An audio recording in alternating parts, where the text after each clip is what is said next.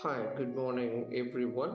Welcome back to the series of All About English.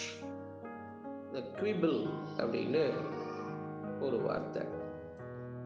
இது வேர்பாவும் பயன்படுத்தலாம், நவுனாவும் பயன்படுத்தலாம். இந்த சின்ன சின்ன விஷயத்துக்கு லேசாக செத்த முணுமுணுப்பு, ஒரு தயக்கம், இல்லை ஒரு எதிர்ப்பு, இல்லை அதை பற்றின ஒரு விமர்சனம் தெரிவிக்கிறாங்கல்ல, அந்த மாதிரி உள்ள ஒரு குணத்திற்கு, இல்லை அந்த மாதிரி உள்ள ஒரு தன்மைக்கு, அது மாதிரி உள்ள விஷயத்திற்கு quibble அப்படின்ற இந்த வார்த்தையை குறிக்கலாம்.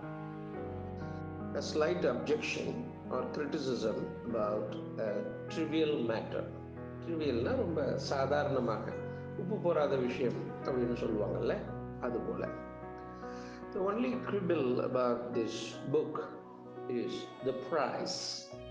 இந்த புக்கை பொறுத்த வரைக்கும் ஏதோ ஒன்று சொல்லணும்னாக்கா அதோட விலை தான். அதாவது ரொம்ப காஸ்ட்லியாக இருக்கு அப்படின்னு அவங்க செத்த முணுமுணுக்கிறாங்க அப்படின்னு அர்த்தம். மற்றும் ஒரு உதாரணமாக, they are always quibbling about the amount they are prepared to pay. அவர்கள் பே பண்ணுற விஷயத்துக்கு செத்த முணுமுணுப்பாங்க, தயங்குவாங்க, இல்லை அந்த மாதிரி கஷ்டப்பட்டுக்கிட்டு பே பண்ணுவாங்க, இல்லைன்னா அதை பற்றி ஏதாவது சொல்லிக்கிட்டே இருப்பாங்க.